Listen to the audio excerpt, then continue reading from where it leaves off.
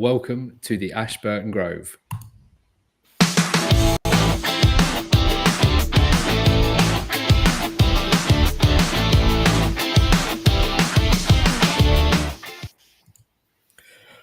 If you love Arsenal content, make sure to hit that like button, subscribe to the channel, and get in the comments with your thoughts on the Arsenal-Chelsea game. Obviously, that ended in a 1-1 draw at the Bridge.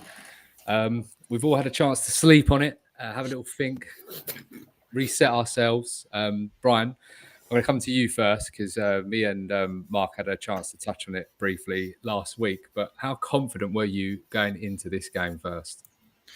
Well, first off, thanks for having me on. I appreciate it. Really excited to be part of this channel. I was fairly confident. I knew we weren't going to lose. I knew that. I mean, we had just slapped around Bayern. We took Spurs to the woodshed. I wasn't worried about it. I thought we were going to come out of there with a win, but I'm perfectly happy coming out of there with a point. We didn't step on our cranks. We fought a lot harder than we probably should have, but I'm fine with a point out of it. Yeah, I mean, I was the same. It's a good point. I agree. I didn't think we'd come out of there with a loss. And I said to Mark, I'll take a point now. That was what was that, last Thursday? Mark, you was very confident going into that game. Yeah, do you know what I was? And that was before Saliba's injury. Yeah. I was confident, 100%. We're wiping the floor with every team in Europe and also the Premier League. And a Chelsea side that's been relegated 6 times does not scare me even the slightest. And by the way, Chelsea, if you're watching, anyone wants to join the chat, you still face the charges, by the way, from when Abramovich actually cheated his way to get some kind of glory on the go for you guys. And that's not sour grapes. I'm sure we'll touch on a few of the sour grapes that I actually do have. But do you know what? Man City are still 5 points behind us. Chelsea 6 points behind. I just think Arsenal are that amazing, Sean. At this moment in time, I wouldn't take a draw against Real Madrid, Barcelona, Bayern Munich. Why would I do it at Chelsea at Stamford Bridge? And that's my feelings, mate. No, it's fair. I mean, yeah, I think a lot of us were probably a bit hurt by that Saliba injury. Brian, would you here's one thing too that we have to consider about the table. Chelsea and City have not played each other yet. No, so they're going to beat up on each other. Mm-hmm.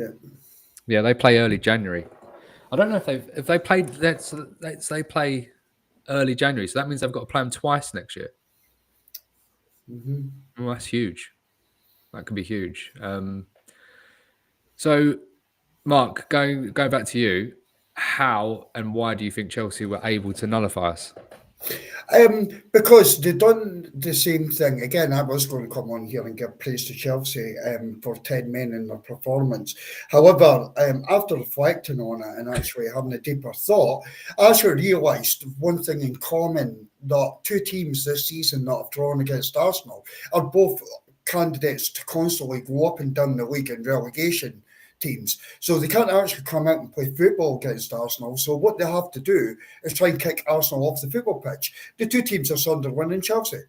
And like, I'm not lying on that, Sean. These two teams have been relegated more than they've won Premier League titles. So so they came out with the agenda knowing that they cannot go toe-to-toe with Arsenal and play football. So what they're going to do?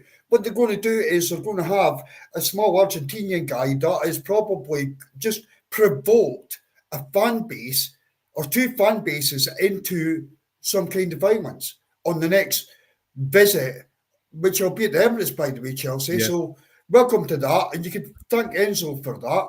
By that time, Havertz and Gabriel will be back in the side. So there's a fair chance that Enzo might end up in like Zone Z at the Emirates. No, I'm absolutely Sean. Honestly, do you know what I like? If you want to play Arsenal physical, play us physical. If you want to play us at football, play us at football. Bayern Munich, all these teams have been doing it, and they're getting nowhere. And it's not sour grapes that we've taken a point. It's not the end of the world for me that we've taken a point from Stamford Bridge. It is the fact and the way that they approach the game. It is, mate, it's absolutely disgusting. £2 billion. Todd Bowles gave you £2 billion, and your manager sets you up to kick Arsenal off the playing field. Come on. Yeah. No, Seriously? I actually fully agree with that, to be fair, Mark. That's a really good. It's their game plan was very. I mean, they did dominate. I don't say dominate. They were in more control than we were in that first phase before the red card. But I think social media definitely has made out that they were way, way, way better than us, and I don't think there was that level there. They had the advantage, they had the home advantage, and in my head, I said to you guys, if we get to half time 0-0 here, they're going to tire out. We're going to get them in the second half. Brian, what about you? Dad, do you think Chelsea? Do you agree? Do you think Chelsea had a different tactic to try and nullify us? What stopped us from dominating that game? No, I mean, it's the old tactic everybody uses about kicking the shit out of Arsenal. It almost looked like they kind of wanted it more, but I mean, again, that could be just because of the physicality. And you and I were talking earlier. Chelsea has one of the smallest pitches in the Premier League, and so you're not going to be able to get a lot of room anyway. But yeah, I think they were well penalized for the most part. As far as that red card for Caicedo, that there shouldn't have even been a question. Like, Anthony Taylor, what are you looking at there, dude? But I think also that he almost lost control of the game, handing out yellow cards like they were breath mints, in the first part of that game. But it could have been a lot worse. Nobody got injured. Everybody had fun. I'll take a point. Yeah. So you touched on that, the yellow cards and the ref. I think he really impacted how we wanted to play that ref, and that referee kind of played the game Chelsea wanted to play. He was reffing for Chelsea, in my view. I think there were so many cards for us. I think that the ref made our players worry too much about getting sent off themselves for a second yellow. And you could see the Chelsea players trying to get that ridiculous. Like, I mean, the manager at the end of the game, what's their name? Chelsea's manager, it said Hincapié should have been sent off. For what? What is it? Because he jumping up to head of the ball like anyone does, and he caught with an elbow. But like, that's how you jump. He out jumped you. That's why your elbow was by his elbow was by your face. But you say he managed it fairly. I don't agree. So I think at the beginning he didn't. I think. Do you know that Chelsea had one yellow card that game? Wait, that's it? Yeah, Cucurella was the only yellow card. Do you know what? I just see you have to be making that up. No, that's right. See, one thing I noticed during the game, Sean, and it actually ties in beautifully. At the time watching the game, I actually felt that the Arsenal team did not have the confidence in our two centre backs. Yeah. As they would if it had been Saliba and Gabriel. Oh yeah. But however, our centre backs were all on yellow cards. So, there is a mixture of the team panicking a bit and saying we need to protect these guys, and also Anthony Taylor with the yellow cards. Now, with the yellow cards that were getting thrown around, you would think we were the aggressors in this game. Yeah. And we were not the aggressors at all. Yeah. We were far from that, Sean. So I agree. I think Anthony Taylor actually set his stall out. It was the most yellow cards in any Premier League first half this season so far. Yeah.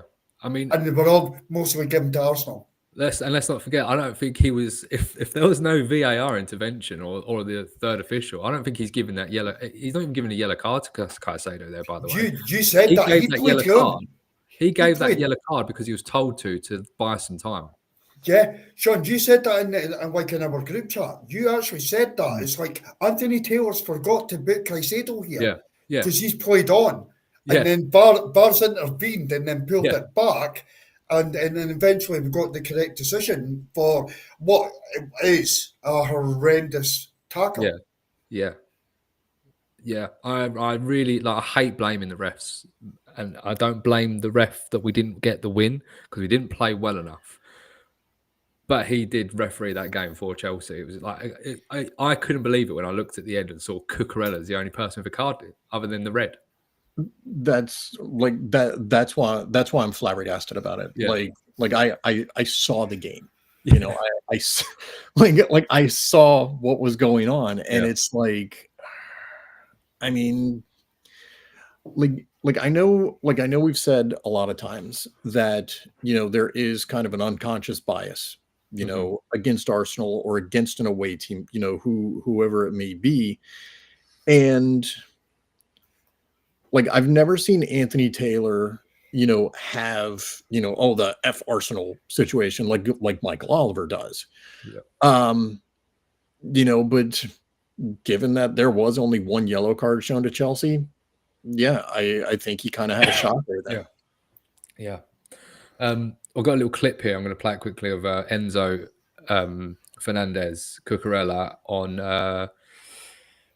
Madueke when he came on. Like, and this is something that gets passed on. You know, this is like a little clip here. So you got him in the middle. They both turn and shout. I don't know what they're screaming in his face. It'll cut to a slow mo here. You don't even see the ball. Where's the ball? Bang. Full on kicks him as hard as he can. And then he has the cheek to then turn around, Cucurella and Enzo, scream in his face something. Don't know what. And then move on. And when and how has this weird thing with Chelsea players and Arsenal happened? Like, where's the beef come from that suddenly Chelsea players can't stand Arsenal players? Where is that created from? I think it's came from the manager. I think the manager set them up to say, listen, we're not able to open up and play football against Arsenal, or we're going to get an absolute doing here. So therefore, the only way that we're going to get anything from them and win this game is be physical and over physical. And it's exactly what it was. And it really was exactly what it was, Sean. Honestly, that clip is disgusting. This guy used to share a dressing room with you. He used to share a dressing room with you guys. Any bad terms. And then you're doing that to him. Yeah. Like, he's not even in Arsenal. Like, it's not even going to Arsenal. And you're kicking him like that. You tried to upgrade, and unfortunately, you were incapable of upgrading on Madueke, and he's came to Arsenal.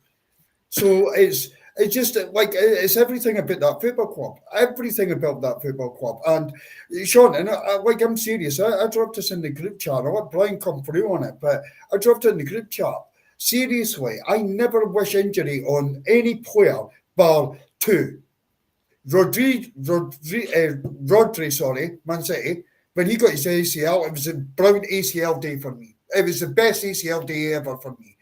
Enzo, I am praying every single day until you get that ACL. But guess what? See, if you don't get that ACL, you have to come to the Emirates. And Gabriel or Havertz is going to put you in Rosette. And then or Madueke is going to scream out and blow up a red balloon right in front of your face, and that'll be absolute karma for me. It will be absolute karma for me. That is disgusting. It almost seems personal. That almost seemed personal. And 100. And my question, I don't remember, exactly what happened during the Club World Cup, but I feel like I read somewhere where Madueke punched out of the final for the Club World Cup. And if he did, if he did, I could be misremembering, but with Enzo having the armband, that could have really pissed him off, and not justifying that. But if I had somebody, even if I wasn't the captain of a side, but if I had somebody that wasn't giving 100% for the badge until they were gone, and especially punching out of a final like that, whatever our opinions of the Club World Cup may be, yeah, I'd be kind of pissed at him too. Again, that doesn't justify what Enzo did. And I hope the power goes out in his house and all the food in his refrigerator spoils. But yeah, like that was beyond the pale for me. Yeah, I mean, Caicedo is the same.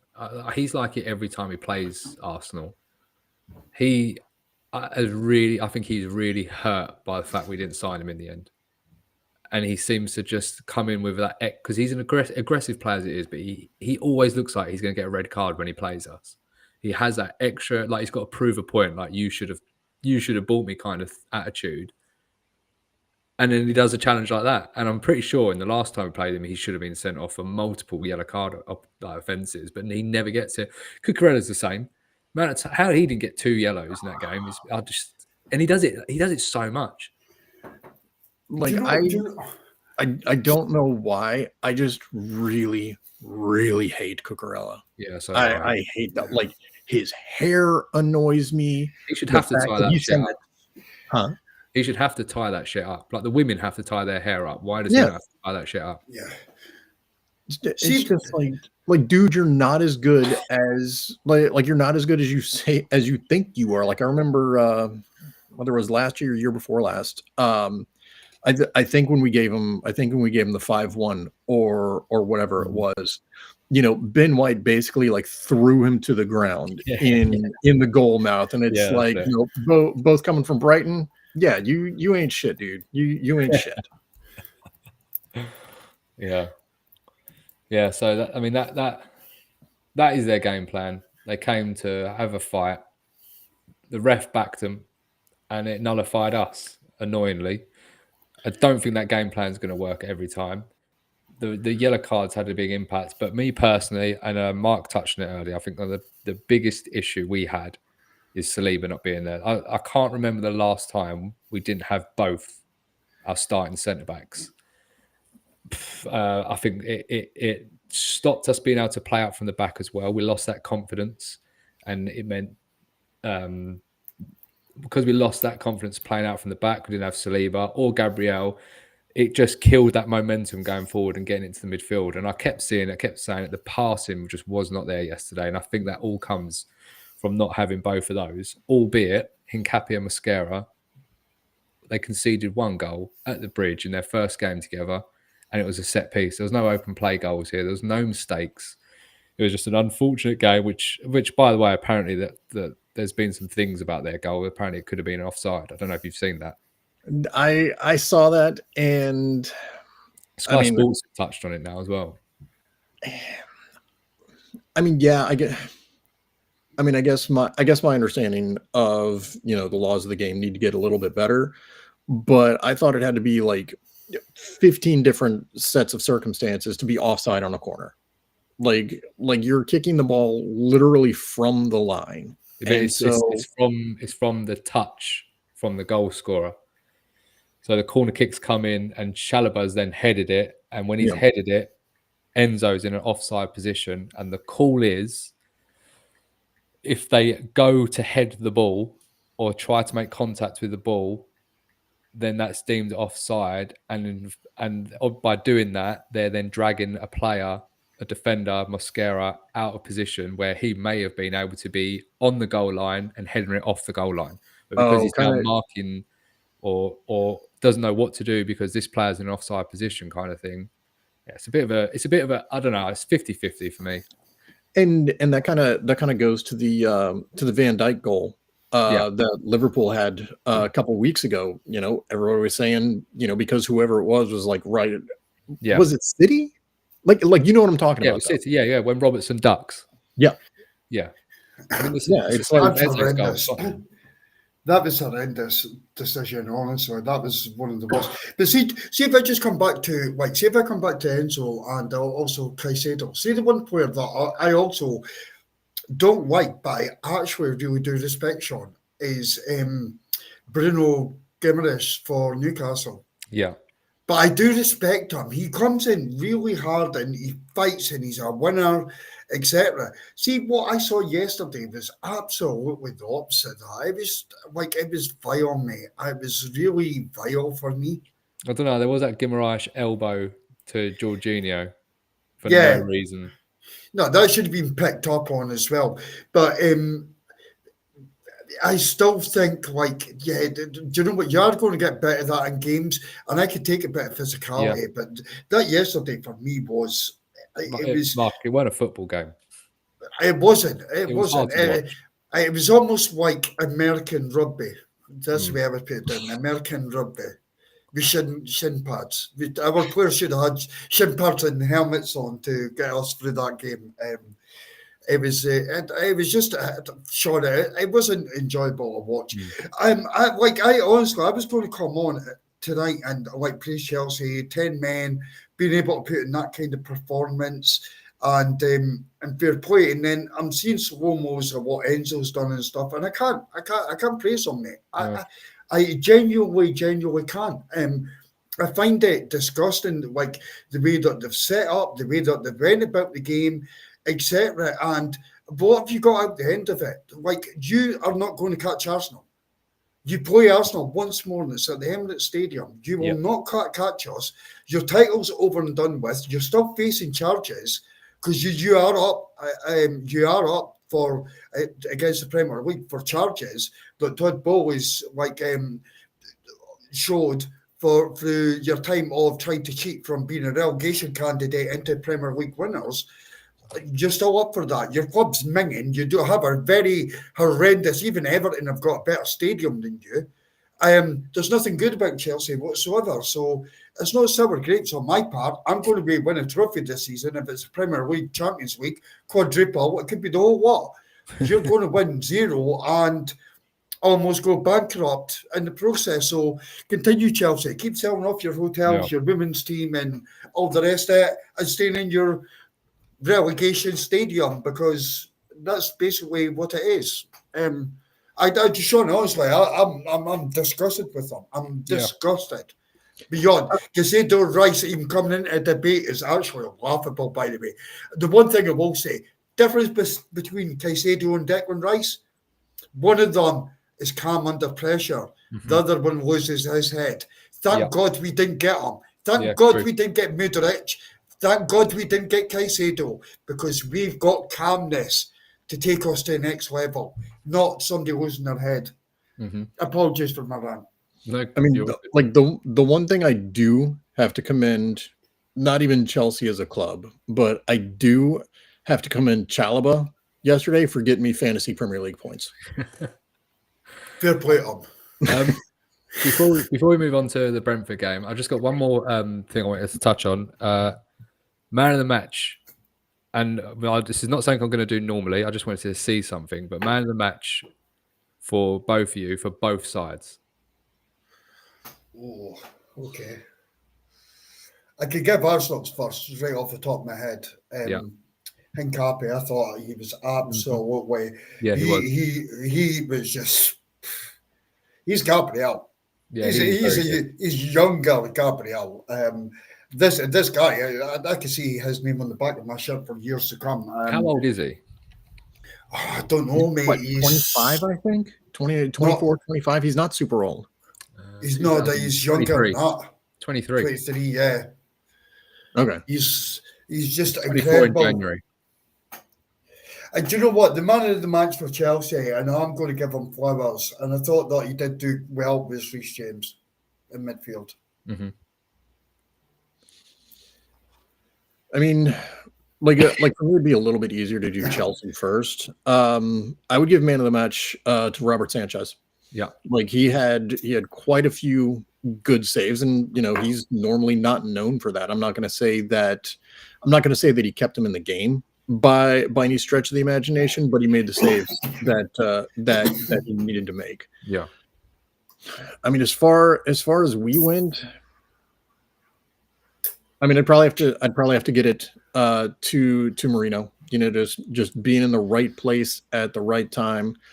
He's I wouldn't even say he's sneaky good anymore.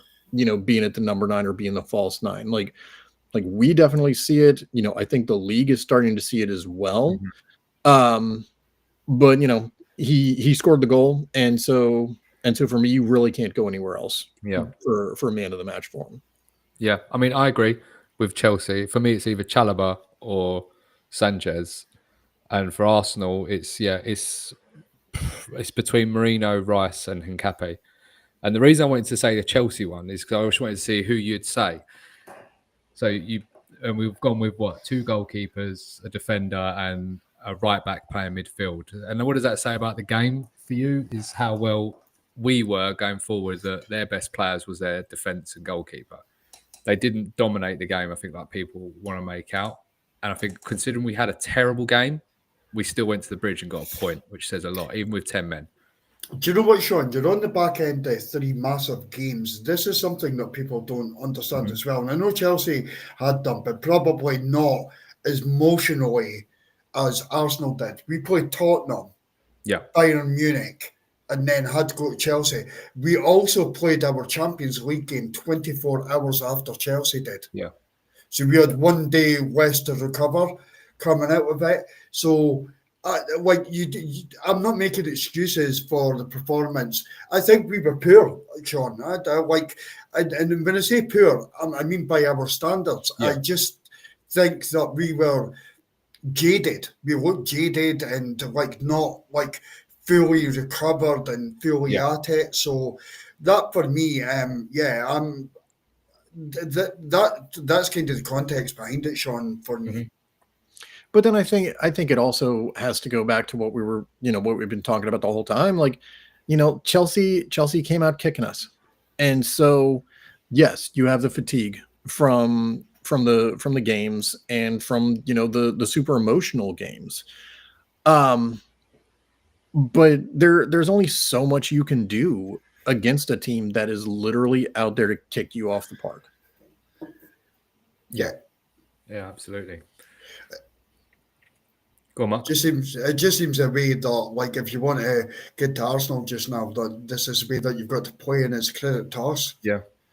I mean, sitting back and doing a low block's not working anymore, so they've got to find something else. You've got to find something else. You can't open up against us. If you open up, you're going to get a Bayern Munich, you're going to get an Atletico Madrid, you're going to concede goals like there's no tomorrow. So try your next thing, and that is bailing Arsenal off the pitch. And good luck with that, because we've got certain players that are going to be coming back from injury, and they'll love this. One of them's Brazilian, and he's an absolute nutcase. Another one's German, and he loves it. He loves that physicality. So keep bringing it. Keep bringing it. Yeah. So moving on, we've got Brentford at home on Wednesday. Mark, go to you. Are you going to would you want to see any changes to that starting 11 for that game? And I say this looking forward to we have Villa away at the weekend. Yeah, no, definitely. We do need to make changes. The question is Saliba going to be back? That's a burning question.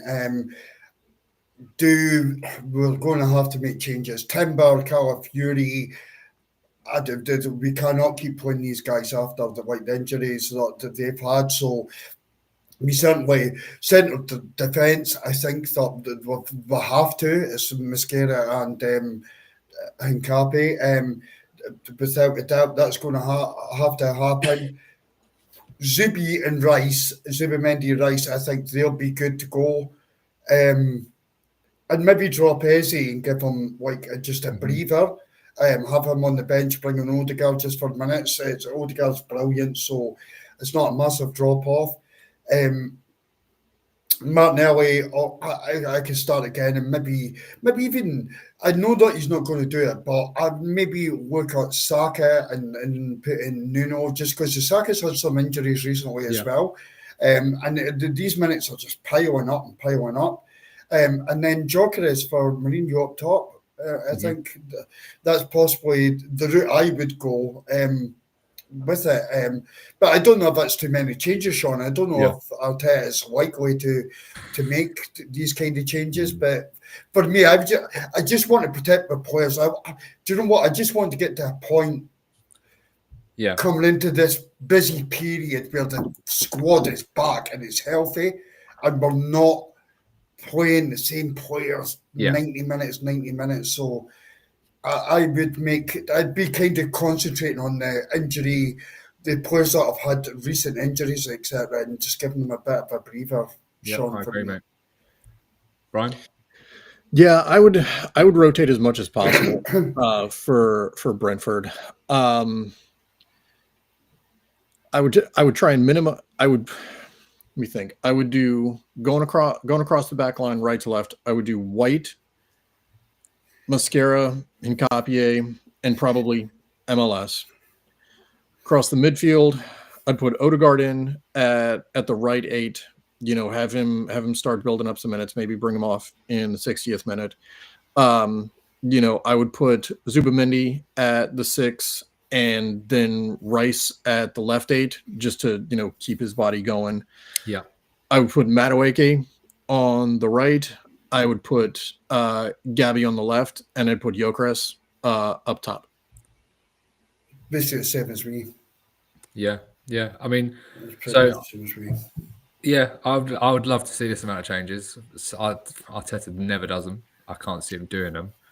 But for the big one for me is Calafiori. I do not want to see him on that pitch on Wednesday. He's one yellow card away from a ban, and if he is not there for Villa away, I'm not going to be happy. So I do not want to see that man on the pitch.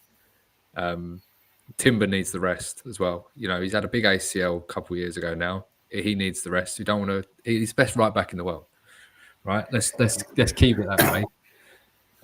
I think Hincapié and Mascara definitely will both play, and I don't think it's a bad thing for them to keep building a relationship. Them two, and Saliba will probably most likely, from what I've heard, be back.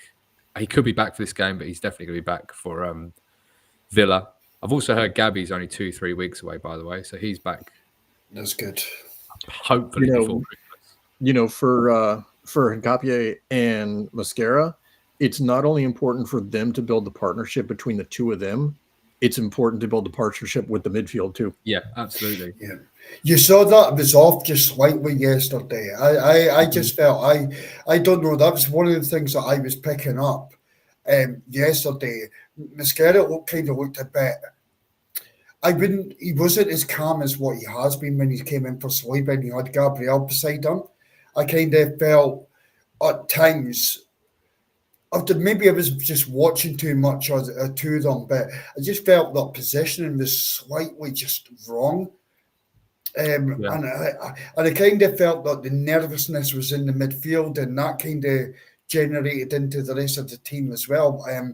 I could be wrong with that, but it was just I was watching the two because I really want to see how they go on. I really want to see how they go on, but I thought last night Hincapié just captured that a bit more than what Mascara did. Yeah. I think Hincapié is a bit of a level above Mascara. Mascara's a little bit younger too, isn't he? He's 21. But yeah, I wouldn't be against Norgard starting on Wednesday, by the way, and giving. Yeah, I completely forgot we had Norgard. I completely forgot about that dude. I can't. You know what? I actually can't see like Arteta making the kind of changes. But you're right. Norgard could come in. Guess his own club. That'd be fantastic. And Reece Nelson can't play for them either because he's on loan. So Has he been playing for them? I don't know if he has or not. I've not watched much of Brentford, to be honest. I mean, they're falling very up and down. Sorry, Mark. I checked the result, and they scored 2 away goals to be Burnley 3-1 at the weekend. I think it was 81 or 82 minutes and then 90 plus minutes, like the third goal went in. But yeah, I mean, they've lost a lot of players and stuff, and I think we've got more than enough to be able to get a result against them. So changes are a must, Sean, for me. And I pray Arteta actually does do it. Yeah, that Villa away game coming up this weekend is huge. So if we can get 3 points there as well. But I mean, this is Brentford's form from end of October. They beat Liverpool 3-2, lost to Palace away 2-0, won at home to Newcastle 3-1, lost away to Brighton 2-1, and won at home to Burnley 3-1. So they're winning at home, they're losing away. Yeah. Every time. Yeah. They don't travel well, so It's an opportunity. And the thing is, and Brian made a brilliant point, and the main point when he was on about Odegaard is that if you have a player on and with the bench that you've got, you can take your big guns off the bench after 60 minutes and change the game. Absolutely. It's the sort of game I think we could kill quickly. Yeah. Yeah, it's either a case of two ways of doing it. You either play your big guns for the first 60 minutes and then take all them off, or you bring them off the bench to go and do that. But for me, I'd bring the big guns off the bench in the last 30 minutes if they're needed. That's the way I would look at that. And we'll have to be given minutes to Ethan and also McDonough as well. I'm not saying this is a foregone conclusion, but this is a game that we could wrap up pretty early and then try and give rest to players. I'm not underestimating Brentford, but they're not the same Brentford as last year. They've lost players. So yeah, don't forget Max Down's got school on Thursday. Oh, right enough, yeah. He's got to get his homework done, sign the permission slip for that night. Yeah, I could write a note in and give him the sickie. I'm sure that none of these teachers are watching Sky Sports. Well, here's one thing we have to remember about Brentford. We're kind of focused right now on what we can do against Brentford. They have Igor Thiago, and Igor Thiago is a stud at the number 9. Like he's second in the Golden Boot right now. Yeah. He did come off with an injury on Saturday, Sunday, whenever the hell the game was. Sunday. Did he? Yeah, he did. He came off in like the 80th minute or something like that. And Brentford hadn't said anything about his status yet. Yeah, I mean, we gotta watch out. We gotta watch out for him. I mean, 100%. All the attacks are going to be funneled through him because he's their guy, but he doesn't suck. And so we don't want to overlook him. He's in my football fantasy of team. So I nearly put him in, but I didn't. Yeah, I've got him up there. He's in my team. So, is it safe to say you're both very confident going into this game that we're going to leave with all 3 points? Yeah, 100%. I'd say 75 to 80%. That's just the part of me that is always worried about us doing something to screw something up. But as far as as far as being confident, I'm more confident than not. Yeah, I think the attack at home is going to be way too strong for him. We've got pretty much everyone back now, bar Trossard, who could be back as well, by the way. Trossard, they're not worried about him, are they? No. So we've got the full strength except for Havertz. I mean, I can't believe Gabby Jesus is back before Havertz, but there it is. I may even see him. I wouldn't be opposed to seeing him at the 60th minute, get 30 minutes in his legs and see if he can still play football or run. At least do you know what? That'd be fantastic to have Jesus. I think that he might have something for us before the end of the season. I hope so. I really hope so, and I hope he gets a brilliant move in the summer. He's been brilliant for Arsenal. It's just unfortunate with injuries, but it's someone that I really would like to see. Mm-hmm. I'd really like him to get some minutes, get games, and get a Premier League title, medal around his neck. I'm not sure how many games that you have to get for that. Is it 8? 5. Is it 5 or 8 or something like that? Yeah, between 5. It might be 5. Get him a legit Premier League medal where it wasn't bought with 115 charges. Yeah, 100%. So it would be good. Yeah, I would like to see him at some point. What are your match predictions? Final scores for the Brentford game? 3-0 Arsenal. 3-0. Brian? I'm going to go 2-1. 2-1. I hope not, because I'm going to be in the ground and I don't want that. Nerve-wracking. You know what? They don't ask how you got the points. They ask how many points you got. That's true. So it's 5, by the way. 5 Premier League appearances. Is that right? Okay. Can we bring Tierney back for 5 games? No. Before we kick off, that we've covered that. I've had a lot of thoughts lately. I don't know about you guys, but we're winning the Premier League by 5 points. City are there, and I'm trying not to let them get to me like they have for 2 seasons prior in chasing me. So I'm trying to look at this season in a different way, how I normally do, and looking at other teams and what they're doing and how they're chasing us. Like, so it's 2 points caught by City, but between international breaks, that's 1 point gained from us on City.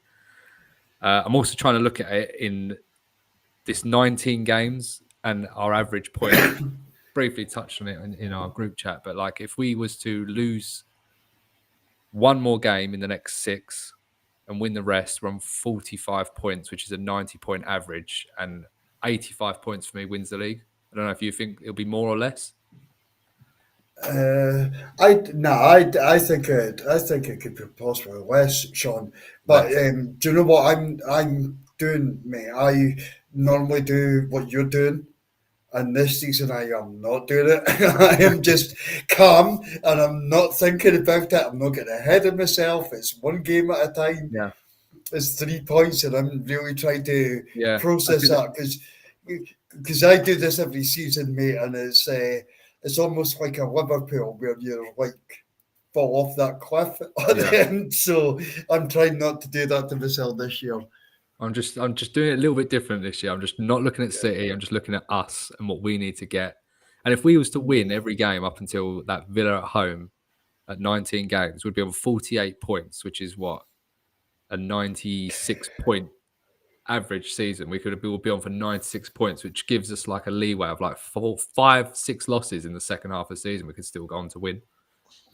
Like if we win our next 6 games, I think it's done. I generally do. I think it's done. Yeah, but sure, this could be reality. I actually think, see, last season, Liverpool won the league, but if you actually look at the context of why Liverpool won the league and the injuries that Arsenal had, I don't think Liverpool would have done that. But I think Arsenal are going to do that this year. Yeah. I think it's the exact same thing. I don't. Do you know what? We've lost one game and drew 2. Mm-hmm. It's like, and we're not even playing. We spoke in the preview show, and sorry, I need to let Brian come through. We spoke in the preview show about levels, and the levels are still not there for Arsenal. Yeah, Walcott said it in the post-match, didn't he? He said that there's still levels for Arsenal to go. 100% there is. But let's Brian come through. Sorry, Brian. So I don't want to project out points. I don't want to project out points, you know. Like I feel like I'm talking for them. It's like I just want to take one game at a time. Mm-hmm. You know, like if we start projecting out and, you know, we start talking all sorts of shit on X, Facebook, whatever, and then it comes out that we collapse in the second half. I ain't trying to listen to that bullshit for the entire summer. You know, but looking ahead to our fixtures, you know, up until the end of the calendar year, you know, let's assume we get 3 points against Brentford. Like I'm okay with that. You know, then we have Villa away. Yeah, that's gonna be pretty tricky. Plus, Emi Martinez, he's just annoying as fuck. I'm not gonna lie. I hate him. But then we've got Wolves at home, and they are god awful. Like just awful. We got Everton away. They're not as good as what they've been showing. You know, I've said before, you know, I think they are getting more of a home field advantage than they would have because of their new stadium. Mm-hmm. But, you know, we can go in there and get points. It's a bogey team though, isn't it, for us? Huh? They're a bogey team when we play them away. They have been. But our teams in the past also have not been as good as the team we have right now. You know, I think the more experience Arteta gets under his belt, I mean, you know, he's been with us, 5 years now at this point, 5, 6 years, something like that. Mm-hmm. And he is still constantly learning and constantly gaining the experience to be able to go into these tough places and, you know, kind of kind of shake off those shake off the difficulties, and not have teams be bogey teams for us. True. See, Sean, see, the thing is, I'm like, and people were probably not realising, but see, if you can't win a game, you make sure you don't lose it, and Yeah, that is we're a doing champion. That's a champion right there. Yeah. And if you look at the only game we've lost this season, it's been a wonder free kick. Mhm. That is it. We are 1/3 through the Premier League season, and we've lost one game to a wonder free kick. If he hit that another 100 times, would he score even like 10% of the time? No, he wouldn't. No. So that's kind of where I'm at. I'm calm with Arsenal. I'm calm. Arsenal are making me calm this year. Yeah, Really, good. really calm. I'll keep talking to you, Mark, for my calmness. Then please do, bro. Please do. So I think we'll leave it there. Obviously, that's the Brentford preview. Spoken Chelsea. Obviously, give us a like, subscribe to the channel, follow our pages, and we'll see you after the Brentford game. Cheers, Mark. Cheers, Brian. Up the Gunners. Up the Come Arsenal. on, you Gunners.